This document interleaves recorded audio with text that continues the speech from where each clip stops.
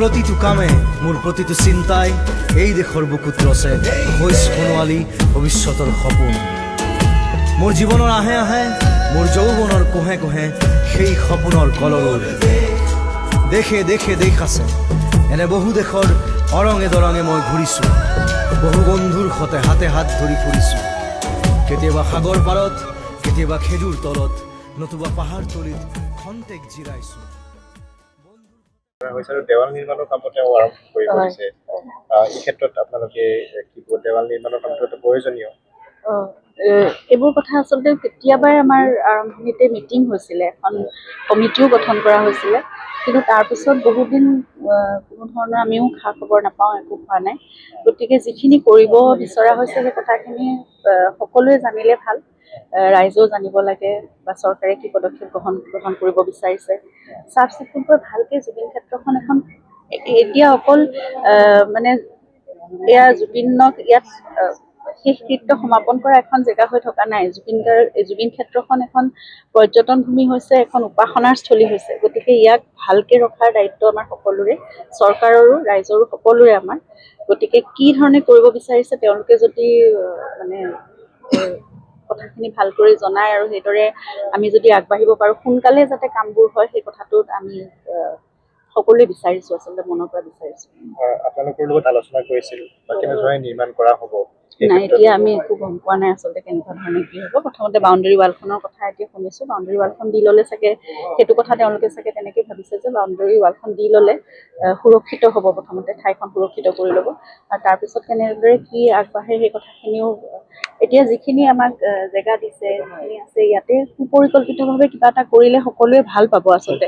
আৰু আজিৰ কথা নহয়, এয়া অনাগত যুগ যুগান্তৰলৈ 50 বছৰ 100 বছৰলৈ যাতে এই ঠাইখন সকলোৰে অনাগত যি প্ৰজন্ম আছে তেওঁলোকেও আহি যাতে ইয়াত কিবা এটা পায়, কি জুবিন গাৰ্গ কোন আছিল, কি হৈছিল, ইয়াত কি কৰিছিল, এই কথাবোৰৰ যাতে আলোচনা চৰ্চা সকলো ইয়াতে হ'ব পাৰে আৰু তেওঁলোকে দেখিবলৈ পায় জুবিন গাৰ্গৰ কৰ্মৰাজিৰ নিদৰ্শন সকলোবোৰ যাতে ইয়াত পৰিস্ফুট হৈ থাকে। তেনেকুৱা এখন ঠাই হ'লে আমি সকলোৱে ভাল পাওঁ। সকলোৰে অসমৰ সকলোৰে প্ৰাণে প্ৰাণে জুবিন আছে। জুবিন সদায় অমৰ হৈ থাকিব, তেওঁৰ সত্তা থাকিবই সদায়। এইটো কথা আমি আলোচনা কৰিবলগীয়া কথাই নহয়। তেওঁৰ সৃষ্টিৰাজি, তেওঁৰ কৰ্মৰাজি আমাৰ সকলোৰে দায়িত্ব।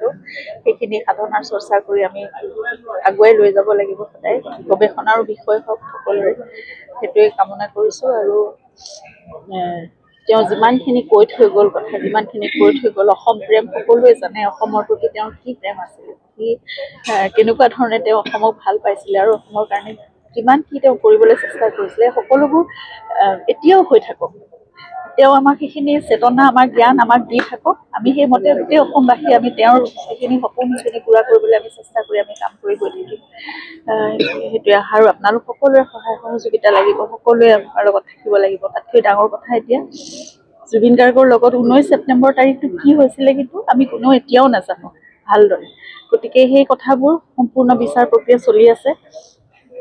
সেইবোৰ একদম খুব পানী নসৰকাকৈ বিচাৰটো হওক, খুব স্পষ্ট হওক, সকলো কথা ওলাই পৰক, সকলো কথা ফাদিল হওক, দোষীয়ে শাস্তি পাওক, আৰু বিচাৰ প্ৰক্ৰিয়াটো একেবাৰে মানে যিমান চাফাকৈ হ'ব পাৰে তেনেকৈ হওক। কোনোৱে যাতে এতিয়াও জামিন পোৱাৰ কথা এইবোৰ এতিয়া তেওঁলোকে এইবোৰ যিখিনি অভিযুক্ত আছে সেইখিনিয়ে এতিয়া বেইল পিটিশ্যন দিছে, ডিschargeৰ পিটিশ্যন দিছে, কিবা কিবি কোৰ্টত চলি আছে। গতিকে এইবোৰ কোনো ধৰণৰ জামিন পোৱাৰ বা কিবা কেতিয়াও নাপাওক, শাস্তিয়ে পাওক ডাইৰেক্ট, আৰু যিমান কঠোৰতকৈ কঠোৰতম শাস্তি হ'ব পাৰে সেয়াই আমি জুবিন গাৰ্গৰ কাৰণে কৰিব পৰা কথা আছে। জুবিন গাৰ্গ আমাৰ স্বাভিমান, সকলোৰে আৱেগ। গতিকে সেইখিনি আমি অসমবাসীয়ে যদি জুবিন গাৰ্গক দিব নোৱাৰোঁ তেতিয়াহ'লে আমাৰ কাৰণে ডাঙৰ বিফলতা গোটেই আমাৰ জাতিটোৰ বাবে। সেইকাৰণে আমি সকলোৱে সেইখিনি কৰিবলৈ আমি মনৰ পৰা ভগৱানকো প্ৰাৰ্থনা কৰিছোঁ, আমি সকলোৱে চেষ্টাও কৰি আছোঁ। আৰু এই জুবিন ক্ষেত্ৰখন, ইয়াত জুবিন গাৰ্গে জিৰণি লোৱা ঠাই। গতিকে এই ক্ষেত্ৰখন আমি খুব পৰিষ্কাৰভাৱে সুপৰিকল্পিতভাৱে সুন্দৰকৈ আমি ৰাখিব লাগিব। সকলোৰে আমাৰ সেইখিনি দায়িত্ব। আজি কেইদিনমানৰ পৰা দেখিছোঁ বৰ মানে একদম কি বুলি ক'ম, স্বচ্ছতা একেবাৰে নাই, ধূলিময় হৈ আছিলে চাৰিওফালে, অলপ কদৰ্যময় পৰিৱেশ বুলিয়ে ক'ব লাগিব। গতিকে জুবিনে তেনেকৈ থাকি ভাল নাপাইছিলে কেতিয়াও। আমাৰ সকলোৰে দায়িত্ব, আমি সকলোৱে সেইকাৰণে আজি নিজে চাফা কৰিবলৈ ওলাই আহিছোঁ।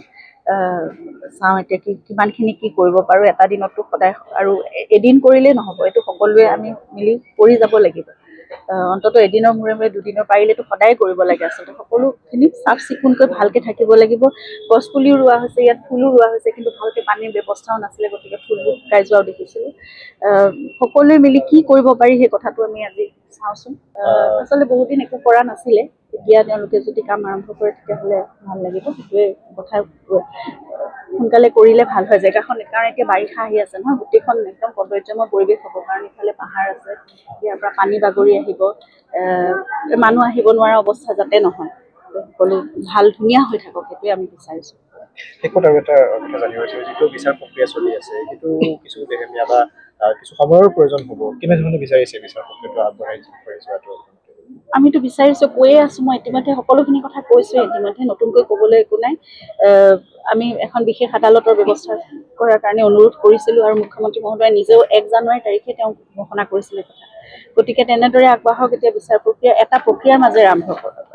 চলি থাকে গতিকে আমি ধৈৰ্য সহকাৰে ৰৈ আছোঁ কিন্তু মই ইতিমধ্যে কৈছোঁ যে কাৰো যাতে জামিন নহওক আৰু পানী নথকাকৈ বিচাৰ সম্পন্ন হওক সকলো দোষীয়ে শাস্তি পাওক ইয়াত যিমানখিনি এতিয়া ইমান ডাঙৰ এখন চাৰ্জশ্বিট দিছে এখন ভলিউমিনাছ চাৰ্জশ্বিট তাত সকলো কথা নিশ্চয় ভালদৰে আছে সকলোবোৰ তথ্য প্ৰমাণেৰে সৈতে সকলো দোষ আদালতত এতিয়া প্ৰতিষ্ঠা হওক আপুনি বিচৰা বাতৰি পাব কেৱল নিউজ 18 এপত নিউজ 18 এপ ডাউনলোড কৰিবলৈ স্কেন কৰক এই QR কোড গুগল প্লে ষ্টৰতো পাব এই নিউজ 18 এপ